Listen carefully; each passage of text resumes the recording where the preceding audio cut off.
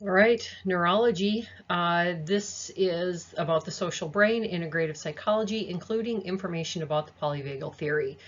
I want to let you know that this is really information dense, so you may want to take an opportunity to pause throughout this or take notes and come back and listen to it again, or some other way that you can kind of best absorb the information. So when we talk about neurology, remember this is experience-dependent plasticity. Social support really helps to rewire the insecure brain to a more secure one. Social support, compassion, and kindness improve and increase positive neural growth. So when we talk about structures and systems of the social brain, a great deal of this information comes from Cozzolino, who wrote a book that is called Neuroscience of Psychotherapy. It's a great book, super dense, tons of information. I highly recommend it. It's a fabulous book. Anyway, so talking about the cortical and subcortical structures, which includes the orbital and medial prefrontal cortices, the OMPFC is what it's oftentimes abbreviated to, cingulate cortex, and something that are called spindle cells von Economo, the insula cortex, somatosensory cortex, amygdala, hippocampus, and the hypothalamus. There are also the sensory, motor, and affective systems, which include pieces about facial recognition and expression reading, imitation, mirroring, and the resonance systems. And then lastly, we go on to the regulatory system, which is about attachment, stress, and fear, social engagement, polyvagal, and social motivation. I think I switched those two around, so you're going to get social engagement, social motivation, and then polyvagal stuff. Neither here nor there, you're just along for the ride, right? So we start out with the cortical and subcortical structures, which includes the orbital and medial prefrontal cortices, also oftentimes abbreviated OMPFC, the cingulate cortex and spindle cells, the insula cortex, the somatosensory cortex, amygdala, hippocampus, and hypothalamus. That's what I'm going through here. One thing I want you to know is I'm just going to kind of give you a whole ton of information. On the next slide, there is a decent visual about where some of these areas are located, and it will reiterate some of the information that I'm going to go through right now. So just kind of hang with me here. The orbital and medial prefrontal cortices, the insula and cingulate cortices, they're all located beneath the folds of the cerebral cortex. It sits on top of the structures that constitute the limbic system. So this is where the polysensory, somatic, and emotional information centers are located to help combine information from both internal and external worlds. It serves an inhibitory role in autonomic functioning. It helps us to organize behavior and support affect regulation. The OMPFC helps us to recognize and make sense of complex social information like facial expressions and other gestures while connecting it to our own emotions. So this helps us in the attachment process during early development. This area helps to mediate emotional responses and coordinate the activation and balance between the sympathetic and parasympathetic aspects of the autonomic nervous system. This is a sort of feedback loop that helps us to develop and make sense of the world in the best way that we can to ultimately ensure our survival in whatever environment that we find ourselves in. And by environment, I mean the family situation. Ways of knowing create patterns that get solidified and shapes our perception of the world from the earliest days onward. The cingulate cortex and spindle cells, also called von Economo. The cingulate cortex is an association area of visceral, motor, tactile, autonomic, and emotional information that begins to be active during our second month of life. This area is heavily involved in things like social cooperation and empathy. Destruction of the anterior cingulate in mammals results in a loss of speech and maternal responsiveness, which can result in infant death due to neglect, as well as emotional and autonomic instability. The anterior cingulate contains spindle or von Economo cells, which are restricted to this region of the brain that helps to connect and regulate divergent bits of information. These cells are vulnerable to multiple neuropsychiatric and neurodegenerative diseases. They provide the neural connections necessary for both the development of self-control and the ability to engage in sustained attention to difficult situations. These cells are experience dependent and only emerge after birth. Early experiences of neglect, stress, and trauma may negatively impact the development and organization of the anterior cingulate and spindle cells, resulting in lifelong cognitive deficits, and emotional functioning is likely dependent upon the health of these structures. The insula cortex, in tandem with the anterior cingulate, the insula allows us to be aware of what is happening inside our bodies and reflect our emotional experiences. So as I spoke about in an earlier PowerPoint, this is called interoception and neuroception. I will talk about it a little bit more later. There is research that shows the relationship of emotion, mediation, and the insula. The insula is often described as the limbic integration cortex because of its connection to all the limbic structures and the link to the frontal, parietal, and temporal lobes of the cerebral cortex. This area is important for connecting bodily states with experience and expressions of bodily awareness, emotions, and behavior. Somatosensory cortex, located along the front of the parietal lobes, processes information about bodily experiences. Along with the insula and anterior cingulate cortices, it contains multiple representations of the body that process and organize our experience of touch, temperature, pain, joint position, and our visceral state. Again, this is visceroception. It's related to that gut feeling or intuition. This is really about our implicit memories related to experiences that help us make decisions that are guided by our feelings. One thing to note is that when we are in touch with our own internal feelings, it is easier for us to understand and recognize other people's feelings. The amygdala and hippocampus work together with the OMPFC. This area is another important part of our social brain. The amygdala reaches a high level of maturity by the 8th month in utero. This allows for it to associate a fear response to a stimulus prior to birth. This is the organ of appraisal. It closely monitors signals of safety and danger while mediating the fight or flight response via the autonomic nervous system. The OMPFC can inhibit the amygdala based on conscious awareness and feedback from the environment. And on the flip side, if we are frightened and our amygdala is activated, it can also shut down the OMPFC, causing us to be less rational, less logical, and less in control of our thoughts. The amygdala also maintains and holds our conscious experience of both emotional and physical pain.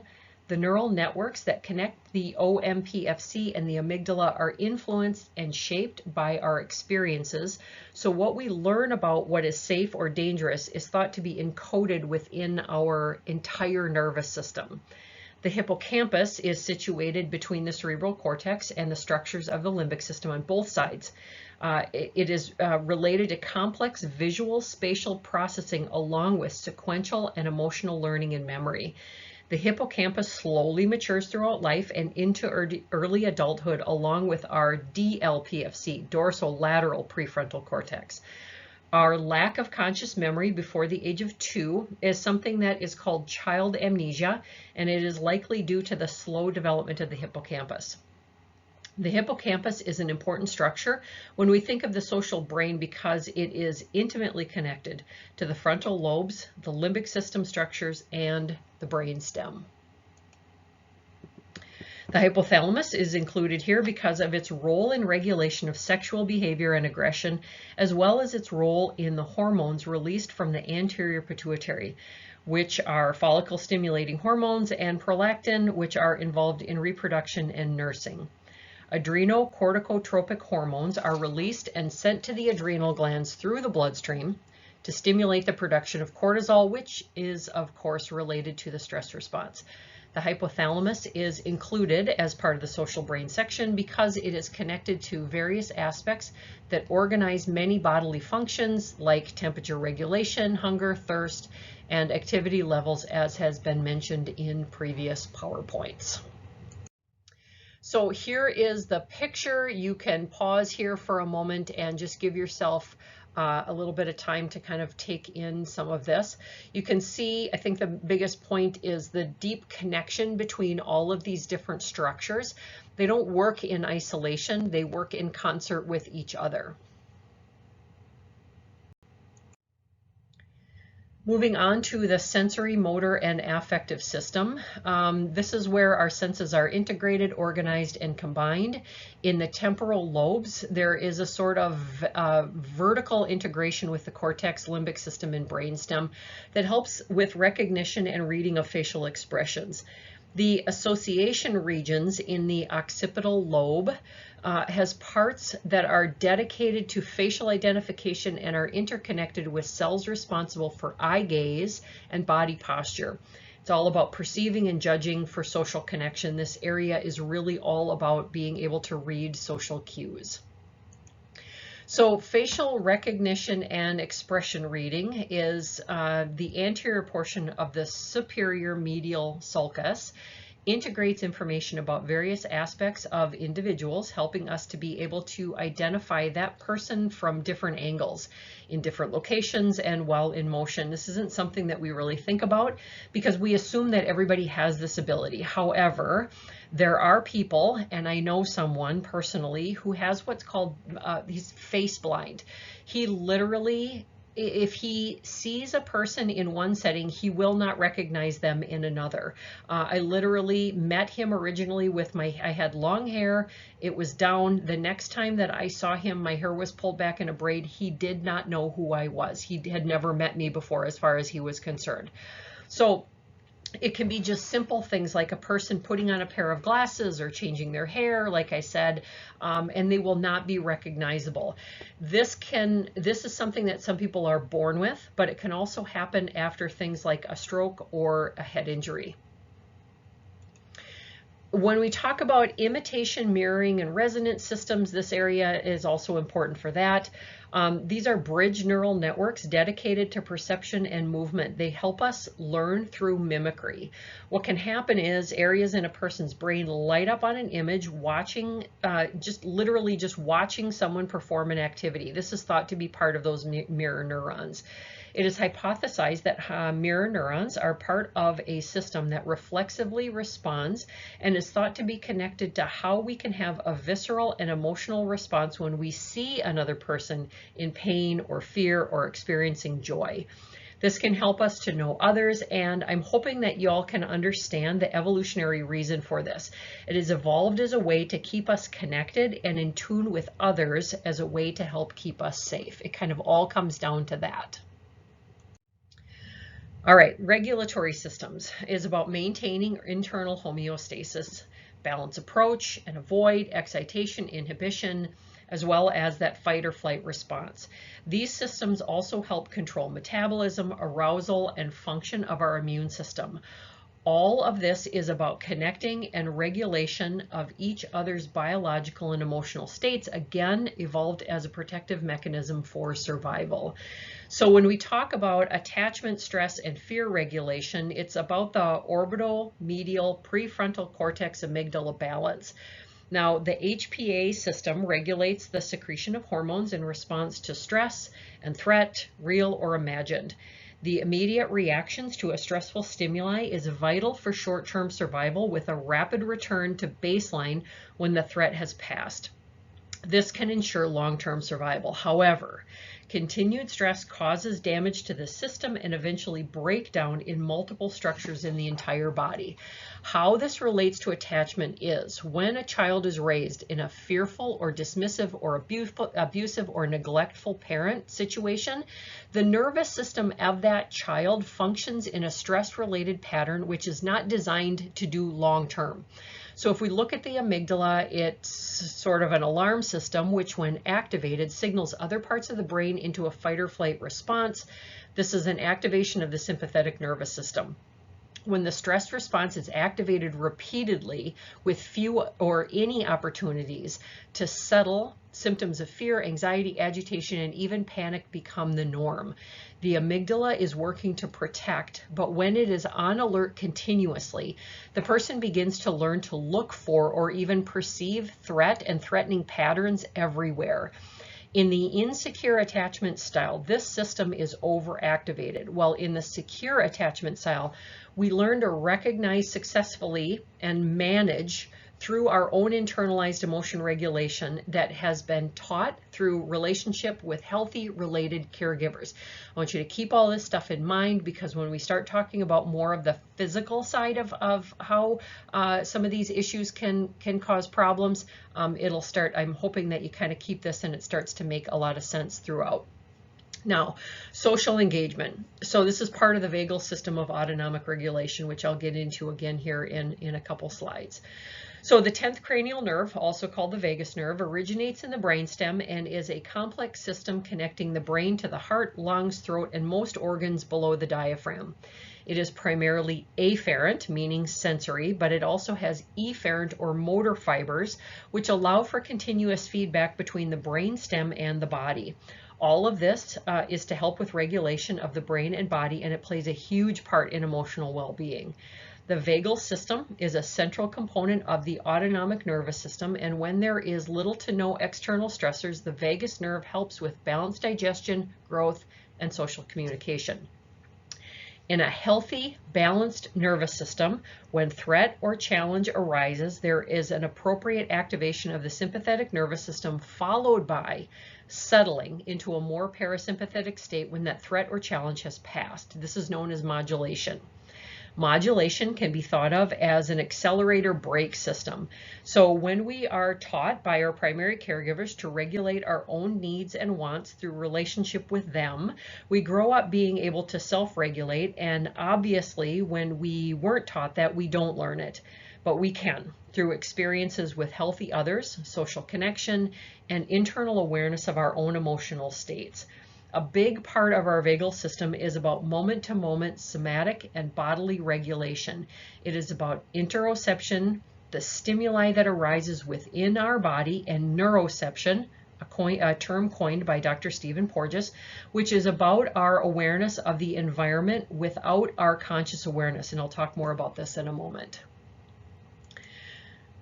All right, social motivation, reward, representation, and reinforcement. There has been some work done related to the existence of the social motivation system being modulated by oxytocin, vasopressin, endogenous endorphins, and other neurochemicals related toward reward, decreasing physical pain and overall feelings of well-being, while conserved from the more primitive approach avoidance and pain regulation circuitry. The social motivation system extends into the amygdala, anterior cingulate, and the OMPFC. These circuits and neurochemicals are thought to regulate things like attachment, pair bonding, empathy, and altruistic behavior. So the social motivation system could be seen as divided into three categories. Those involved in bonding and attachment, which are regulated by peptides, vasopressin, and oxytocin. Attraction is regulated by dopamine, other catecholamines, and then sex drive, which is regulated by androgens and estrogens. Something to keep in mind is that the production of these various neurobiochemical elements is subject to the influence of early life experiences. Lastly, dopamine reward system related to the subcortical area is the ventral striatum. This area is involved with complex analysis of reward and motivation. The ventral striatum becomes activated with anticipation of social reward, similar to when we expect positive attention or being given a treat. When we think of this system in regard to social engagement, this area also lights up when a person we are attracted to looks our way. It is the anticipation of connection or the reward of physical contact. Okay, polyvagal theory. So this was something that was developed by Stephen Porges. Again, the majority of the 10th cranial nerve is sensory. Neuroception, talked about this before. It's the evaluation of risk without conscious awareness. This is the feedback mechanism happening all the time in our nervous system to alter our physiology to increase our chances of survival. If we experienced misattunement during development, this can be faulty for reasons that were discussed in previous PowerPoints. When we talk about interoception, this is the stimuli arising from within the body, that is that gut feeling or intuition. It is an adaptive function, but again, helps with regulating our internal state as a way of enhancing survival. So a little bit more detail about this. So early vertebrates. This is kind of an evolutionary piece. The early vertebrates, the theory is based on observations of early vertebrates having a less sophisticated nervous system. That they have a vagus nerve, but it is unmyelinated, which means that it works a little bit slower and contains only one branch, the dorsal branch. The primary aspect here is related to the parasympathetic nervous system and is about immobilization for survival. So if you think about turtles, fish, frogs being able to burrow down into the mud for however many months winter lasts, there is a decrease in the need for oxygen and food during those periods of time. It really is metabolic slowdown, if you will. So in more evolved mammals, the higher up the evolutionary scale we go, the more need there is for a more sophisticated system. So this is the development of muscles, of social engagement, think facial expression, voice inflection, visual processing systems, etc.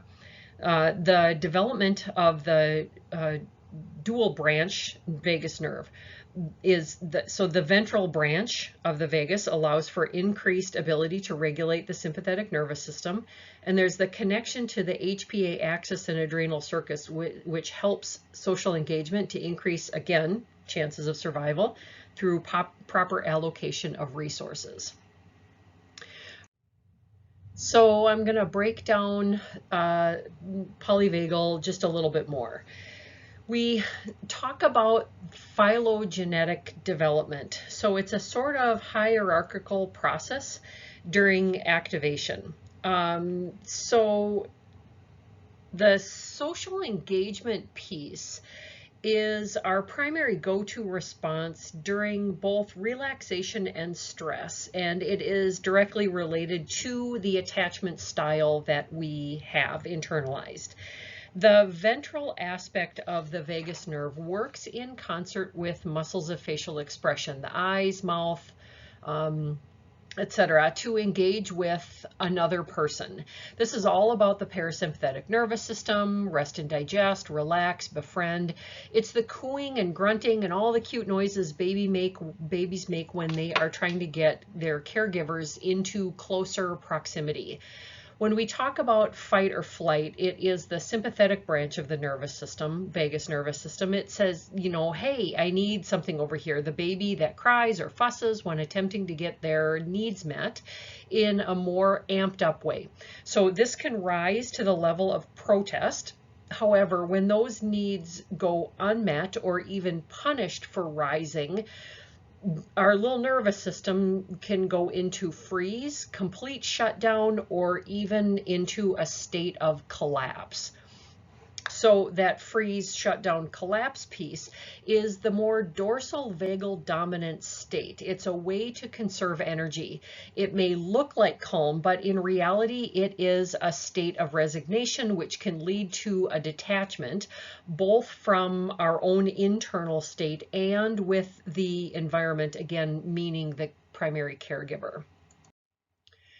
All right, so some of the anatomical structures both the ventral and dorsal aspect of the vagus nerve originate in the brainstem.